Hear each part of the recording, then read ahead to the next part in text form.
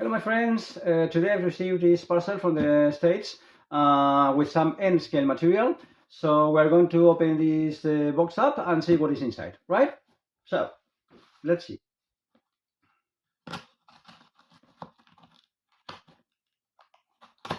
Right.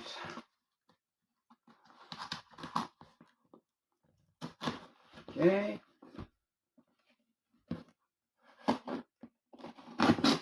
Right. Okay. Here we are. Right. This is from the store. Right. And here we've got this, an N-scale locomotive, right? I'm going to place this one here. So what we have here? We have an Atlas U23B diesel locomotive, right, in N scale. So we're going to open the box up and see what is inside. Right, here we are. Okay, I'm going to take it out. Right, here we are. It's got some foam protections on the sides, right? One here and another one here, right? Okay. So this is the locomotive, right? It's an Atlas, ESU Sound, GE U23B locomotive, diesel locomotive. In the Cheesie system color scheme, which I think is quite eye-catching, right? And that's the reason I purchased this locomotive in this color scheme. I think it's going to be a colorful addition to my collection, right? Well, as I'm seeing, it's a very simple locomotive, not with so many details as all the latest Atlas locos, right?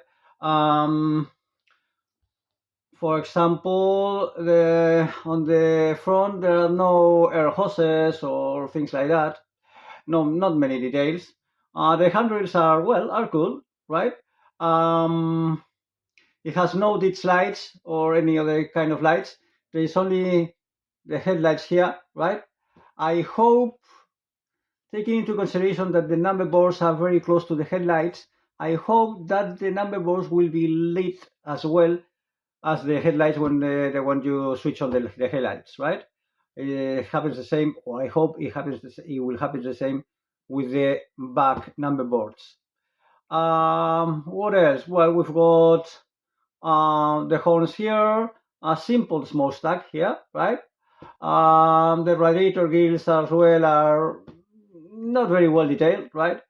In general, I think this locomotive is a bit not detailed, right? Or at least detailed with the minimum you can add to a nowadays end scale locomotive, right? It's not the best job for Atlas. I think it's on an opinion because I'm not sure, but I think that what Atlas has done is just to take the old cell and the old U23 locomotive and add only the DCC and sound decoder, and that's all. I think it could have been more detailed. There are no windshield wipers. There are no shades on the window cabin. I don't know. It's not bad. It's not bad, but I think it could have been better, right? There are no holes under the body, but I don't think it should be any problem. In general, I've never had any special problem with the volume of the sound in these locomotives, right? It's a cool locomotive. It's beautiful. I don't know if it's beautiful only because of the locomotive or because the color scheme is eye-catching, right? But anyway, here we are. This is the loco, right? Beautiful paint job, right? A beautiful paint job, and to me, a bit low detail, right? Okay, let's see if there is anything else in the inside the box, right? Here there is some space, but there is no bag with extra details to add to the locomotive. So this is everything it has got. And here under there are some pieces of paper. The first one is the